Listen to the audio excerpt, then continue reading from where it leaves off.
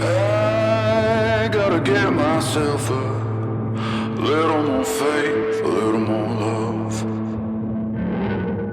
I'm your host, Christa Biegler, and I'm going to guess we have at least one thing in common, that we're both in pursuit of a less stressed life. On this show, I'll be interviewing experts and sharing clinical pearls from my years of practice to support high-performing, health-savvy women in pursuit of abundance and a less stressed life. One of my beliefs is that we always have options for getting the results we want, so let's see what's out there together. Just keep breaking. I gotta get myself a little more faith, a little more love. Hello, Happy New Year. How are you? I am just surprised that it's February. I'm just getting used to writing 2026. That's where I am in the new year. So this year, I'll give you a little bit of an update about what's happening in my life. So I guess to preface that, the winter is my husband's summer. In the summer, he works a million hours. So in the winter, I call it the honeymoon period where we actually spend time together and he's home at 5 p.m. And it's like what I would call a normal couple. And then sometimes the rest of the year is not so much like the honeymoon period at all. So anyway, we've been spending more time together. And as part of that, I'm also doing something that I never, ever thought I would do, which is I'm homeschooling my children.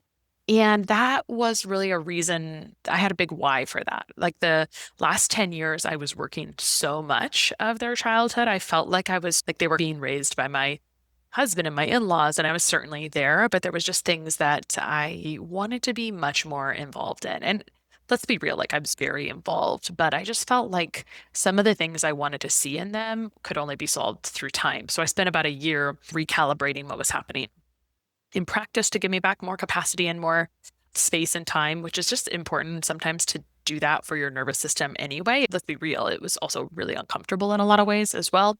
I really said no to a lot of clients, a lot of income, just because I needed to breathe for a second. And that ultimately like just makes me better on the other side.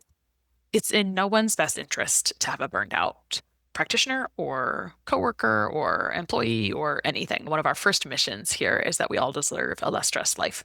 I actually redid lots of things. So this year I also used another mission that maybe is even more prominent, which is that we want to help you heal yourself. So anyway, I can always talk about that anytime, but really what I just want to give you a little bit of an update. So homeschooling, which is when people ask me how that's going, I say it's going exactly how I expected it to go. It's like a little bit interesting, a little bit chaotic sometimes, and it just takes a lot of recalibrating and flexibility all the time. So it's interesting. My entire intention is really just to do it for this semester. Now we'll be together all summer. And so that's my plan at the moment.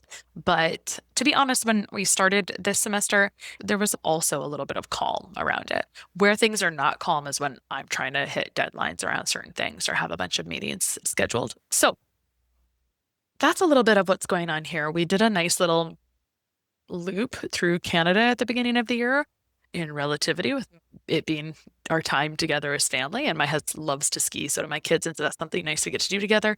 And turns out Canada had snow, and Canada is affordable for skiing, unlike the United States. And hugely recommend. Happy to talk more about that if anyone is interested in a little 10-minute side episode. But this episode is really around this framing or this concept of where do I start? And I wanted to share this with you because something happened recently. My husband was seeing our mutual friend, for physical therapy. He's like such a structural guy, has always been he was really into chiropractic forever. Now he's really into PT. And so more power to you. So he's seeing our mutual friend. He's with our youngest, and she remarks about my son. Oh my gosh, he has terrible kyphosis, which is a condition where there's like a curvature to the back. And what can happen, apparently, and hopefully I'll paraphrase this correct enough, is that in the growth, and by the way, her trained eye caught it and other trained eyes had actually missed it. And I remember thinking, like, he has a lot of arch in his back, but I don't know what's normal and not normal around that. Like, I'm not a body practitioner, right, that looks at body structure and alignment. And like I said, you can get different opinions from different people. And so she was explaining that during growth patterns, if you get in some kind of accident, it can worsen something that can already start because of growth patterns. And then there's always like compensation can always happen which is like a lot of pain or a lot of structural or alignment issues are really a lot of compensation. And it can look functional, right? Like he's a capable kid. He can run around and play and whatnot, but he's complaining of back pain. And I couldn't decide if he was complaining of back pain because he hangs out with old men all the time. Like he really does. Back to the homeschooling. He was hanging out with so many old men. I was like, are you complaining of pain because of who you're hanging out with all the time? Or the sum of the people we spend our time with? Or is there really a problem? It was hard to discern because I had taken him to physical therapy locally and whatnot. Anyway, so my friend says, okay, this is really bad. He should be seen yesterday and for 6 weeks. And so every week I'm at PT 3 hours from my home for 6 weeks. But in the first week, we can see an improvement. So the point of that story is that sometimes things look okay until a trained eye notices it. And in theory, like I could have missed this forever. That is very likely if I didn't have someone to help me see what I could see. And it got me thinking about, how do you know if you need to do something? How do you know where to start? How do you know if something is off? And I got to thinking about that for us because even about a month and a half ago, Dr. Michael Robinson, I've got two guys that have interviewed that have really similar names. So Michael Robinson, who is a naturopathic oncologist, I've had him, it was at least his second or third episode here, and I really enjoyed him. I have an unusual interest in cancer. I'm 1,000% sure why, maybe because it's prevalent, 1 in 2. And so anyway, I had him come on, and it was such a good angle of what he does first, right? What do you start with? How do you start? And I learned so much on that episode. You should totally go back and listen to it. It was like, oh, this is what they're talking about when they're doing genetic testing to customize treatment or what, right? Like knowledge is power. I was thinking about this for me as well. Like, how do you know what you don't know? Like my example with my son and the physical therapist. And I've been asked this a lot on other podcasts. Like it's usually one of the last questions if I go guest on another podcast. And last fall, I guested on lots of podcasts. It was insightful. And what it reminded me of is there's a lovely podcast right here. And I have lots of pearls I would love to share with you now that I've caught my breath and got some capacity. And I would just love to share like clinical pearls and whatnot. But it's one of the last questions they usually ask. And they say, okay, where should people start? What should people do first? And so when we think about how do you know where to start in general, I think always, and where do you start? It always comes with assessment. And I have a sort of a rule where I tell people that I don't tell people they have a problem that they don't think that they have, or I try not to. If I'm going to have a one-on-one conversation with someone and they don't think that they need to resolve something, then I'm not going to tell them that they need to resolve it. So if my friend has said, oh, he has a terrible curvature in his back and really it should be resolved, I have the right to say, oh, I don't think so. I disregard your opinion about this, but I trust her fully. There's so many like patterns here, and this is how it is with all of us, right? We all want someone we can trust. And something else that made it really remarkable is sometimes there is like a triggering factor that exacerbates something or makes something worse. And that tends to be the thing that sort of drives us to action. In past winters, my son has gotten dry hands that can crack and bleed. I found that giving him at least 300 to 600 milligrams of high-quality fish oil really resolves this in a few weeks. This year, I started him on Jigsaw's Alaska cod liver oil because it's the best value for high-quality U.S.-sourced cod liver oil. Just 1 teaspoon gives him 1,000 milligrams of total omega-3s, which just means faster results with nature's natural dose of synergistic vitamin A and D already found in cod liver oil to support immune health. Jigsaw sources their cod liver oil from Alaska, where line-caught fish are flash frozen on the boat. This keeps the fish oil very fresh so it doesn't require more processing and deodorizing like other fish oils, which can disrupt the oils and nutrients. So when you combine Jigsaw's incredible cod liver oil with some of their other wonderful electrolyte mineral products, it's a winning combination to keep your skin beautifully hydrated year after year. You can get a discount on all of Jigsaw's products, including Alaska cod liver oil, Electrolyte Supreme, Adrenal Cocktail, and Potassium Cocktail, formerly known as Pickleball, at jigsawhealth.com with the code LessStressed10, which you can use on each and every order. That's code LessStressed10. So for my son, he had a pretty significant dirt bike wreck this summer and then another little accident this fall. And they were both sucked. They're both pretty scary. But because of that, I was like, oh, that makes a lot of sense that this injury would cause more issues. And I always look for things to make sense in my brain. I always want for my clients to make sense of what they're doing. So where I always start is when I say assessment and screening, there's a new training I created at the beginning of November. I spent like a full month developing it and creating it and whatnot. At the very end of it, I do an inflammation score, and it's a assessment or a questionnaire that we've used forever and we've adapted, and it's got all these different symptoms that are not necessarily diagnoses. And the issue with symptoms is that if you have been compensating for a while, you usually don't really realize how you're compensating. Like you don't really realize if you're walking around with your mouth open and like you're breathing out of your mouth, you don't really realize that's not normal. And you don't realize that your resting tongue position is supposed to be on the roof of your mouth behind your teeth if no one taught you that and you don't see a benefit from it, right?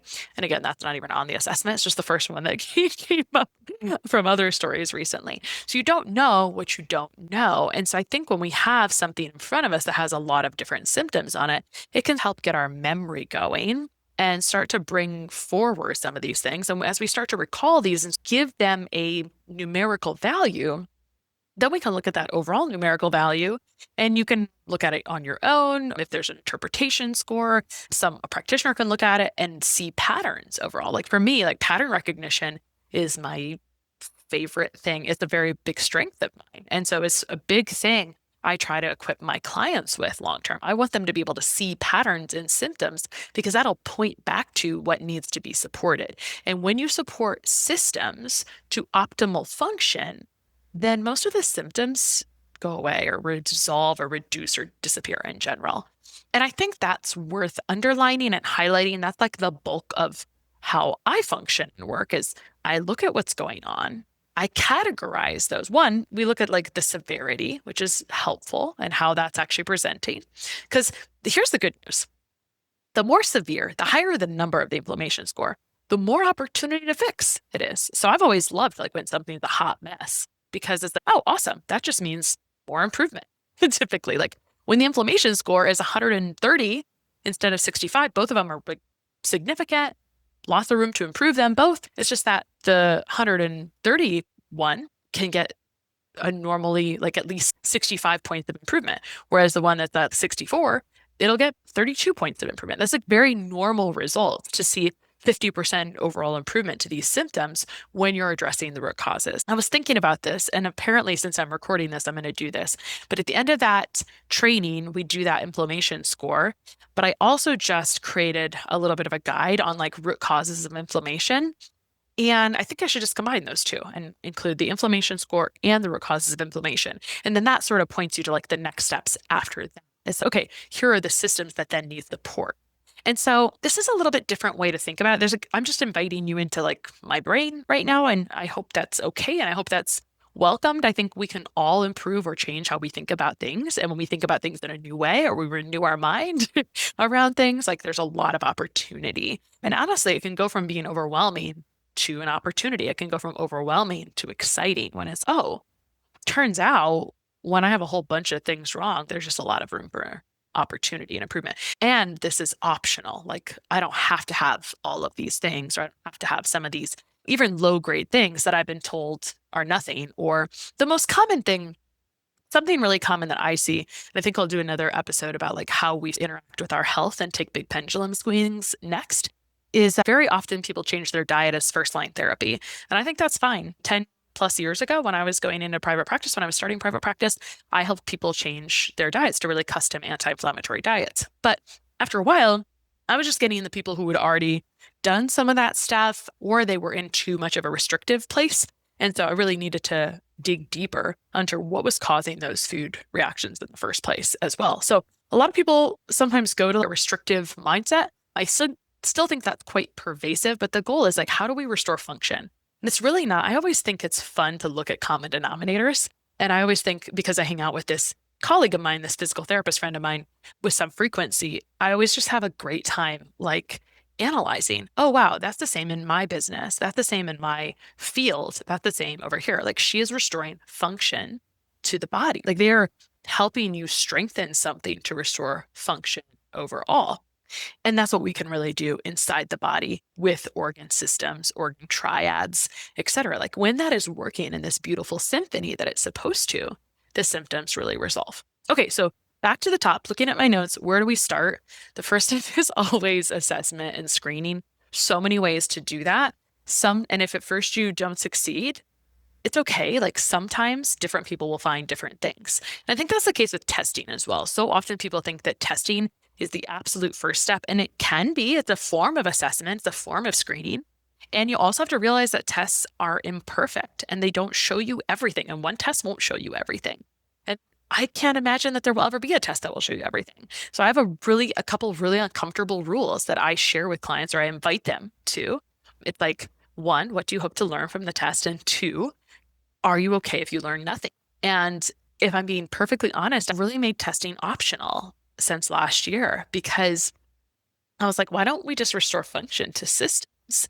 And then if we need to, we can test, or if we have reason to test. And I think that's probably most uncomfortable for moms of pediatrics. And they're so welcome to test because they feel really out of control in general when working with a child, and they feel really just uncomfortable, and they'd really like some validation. And tests are helpful for validation, but they can also feel really invalidating sometimes. You'll get a test and why wasn't there anything wrong on the test? And at the end of the day, like you still have to understand enough. And so that goes back to when you do some assessment and you start to be able to pattern those things, it can start to point you in directions of like, how do I restore function to systems? And I also talked about like when we start sometimes from a restrictive pattern or something, and I'm not saying it's right or wrong. I think we all have the opportunity. I think one of my philosophies is that we should all have whole food, or like as close to whole food as possible, as much as possible. I just expect that like we could all agree about that at this point in life. That's not really a debate. And if you choose to only if you choose to eat carnivore versus paleo versus whatever, again, that will be a different episode, I think. To be honest, like I don't really care as long as it's not going to hurt you. And I think that there's lots of right and wrong ways to do that. So happy to share if that's where someone is in their journey, if that's what they want to do. I think that going through that process can be an important part of the journey because it's hard to change your diet. And even though I'm not really doing that much with clients, it's like we learn a lot through hard things. Of course, as humans, we also try to avoid hard things as much as possible. All of that is very human. Okay, off on a tangent. So assessment, screening, and then from there, that'll actually tell you what to do because it informs those next steps. And different practitioners, different people, we all have different ways to do things. And the really good news is that there's multiple ways to do things. For me personally, I really want people to leave feeling empowered, leave knowing what to do, leave knowing how to like restore function of systems. So that's how I do it. And I think like my PT colleague, like we have some real similarities in that overall. So I hope that this little tangent on where do I start is helpful. I'm going to add the inflammation score to my root causes of inflammation document. So you're going to be able to get that in the show notes. You can get that if that's of interest to you, if that's something that you want. So happy to have you check that out. And until next week, I will see you then. Just keep breaking.